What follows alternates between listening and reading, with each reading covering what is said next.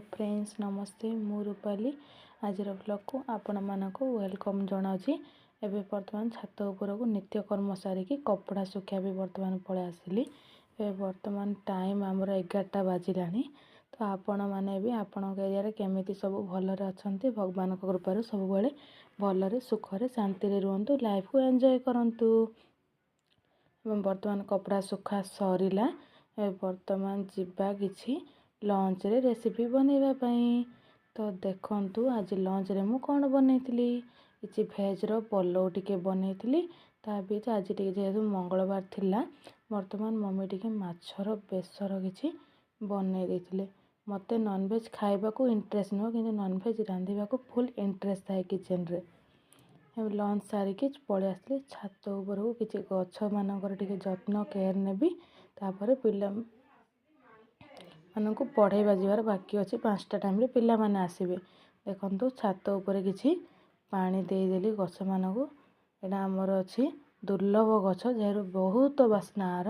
भल गछटा एडा बहुत बास्ना स्मेल रही थाए आपण माने भी छात ऊपर टी लगांतु घरे किबा पत्र रखिथिले 8 दिन पर्यंत आर स्मेल रही थाए देखंतु केमिति गछ मानकर सब पानी टिके टिके देई देली देई सरला पर केमिति फूल फुटिछि देखंतु जेहेतु मु गछर जत्न नहीं न पाली टिके गछ माने केमिति टिके हे जाय देखंतु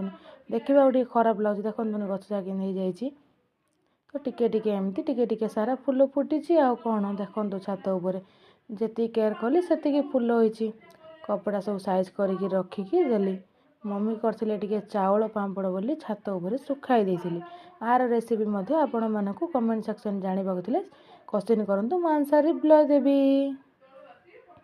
देखंतु चावल पांपड़ रेसिपी केमिति होइथिला आपनको निश्चय कमेंट सेक्शन रे जणाइबी तो देखंतु केमिति सुंदर लागुचे ए पांपड़ गुडा वर्तमान एबे 5:30 बाजी सारलाणी तो पिला माने मोर वर्तमान ट्यूशन रे एबे बसिछंती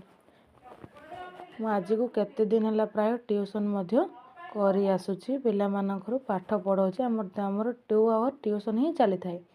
तो 5:30 रु 7:30 मॉर्निंग रे हमर 7 रु 8:30 ट्यूशन ही